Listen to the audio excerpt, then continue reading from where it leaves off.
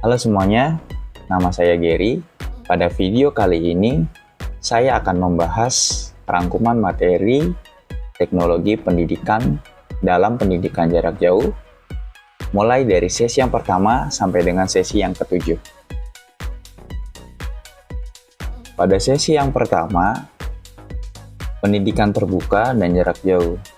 Tujuan dari pendidikan terbuka dan jarak jauh adalah memberikan akses pendidikan yang seluas-luasnya dan setinggi-tingginya bagi semua kalangan masyarakat.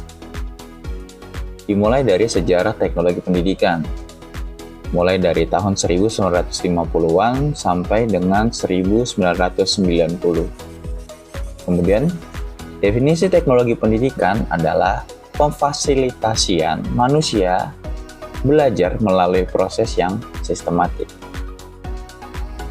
Pada sesi yang kedua, konsep dasar pendidikan jarak jauh.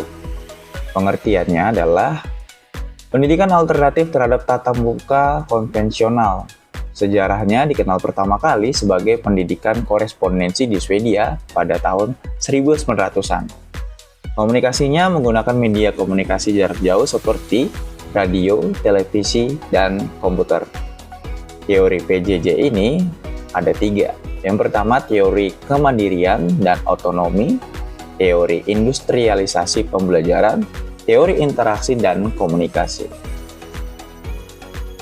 Selanjutnya, sesi yang ketiga, variasi praktik dalam pendidikan jarak jauh. Ada berbagai macam variasi praktik dalam pendidikan jarak jauh. Contohnya online learning, e-learning, cyber learning, virtual learning, distributed learning, hybrid learning, dan mobile learning. Pada sesi yang keempat, kita membahas tentang peran teknologi dalam pendidikan jarak jauh. Pendekatan sistem ini berdasarkan analisis kebutuhan, tujuan pembelajaran, karakteristik peserta didik, dan pengembangan strategi pembelajaran. Manajemen pembelajaran ini terbagi menjadi 4. Yang pertama, penggunaan media komunikasi yang tepat, pengembangan bahan pembelajaran, distribusi bahan ajar ke daerah, yang terakhir adalah manajemen ujian. Sesi yang kelima, kualitas dan akses dalam pendidikan jarak jauh. Kualitas ini bertujuan untuk meningkatkan kualitas pendidikan secara sistematik dan sistemik. Kelompok sasarannya adalah peserta didik di daerah-daerah terpencil dan penyandang disabilitas. Pada sesi yang ke-6, desain pembelajaran dalam pendidikan jarak jauh. Komponen utamanya adalah bahan pembelajaran, panduan pembelajaran untuk peserta didik, pedoman pembelajaran bagi pengajar. Model desain pembelajarannya ialah mengikuti desain pembelajaran yang menghasilkan sistem pembelajaran yang efektif. Kemudian penilaian hasil belajar. Tes acuan patokan atau tes acuan norma, konsep validitas, reliabilitas, dan usability.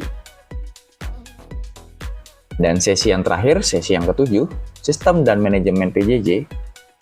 Subsistem PJJ ini menjadi beberapa bagian. Yang pertama, subsistem dasar, yaitu peserta didik, proses pembelajaran, penilaian, dan lulusan kompeten. Yang kedua, subsistem utama, yaitu kurikulum, bahan pembelajaran, layanan peserta didik, infrastruktur, teknologi, fungsi administratif, dan akademik. Selanjutnya, suprasistem. Suprasistem ini merupakan kebijakan di luar pendidikan jarak jauh yang mempengaruhi penyelenggaraannya. Yang terakhir, manajemen bahan pembelajaran, yaitu persiapan, pengembangan, reproduksi, dan distribusi. Demikianlah rangkuman materi teknologi pendidikan dalam pendidikan jarak jauh. Semoga video ini dapat bermanfaat bagi kalian semuanya. Terima kasih.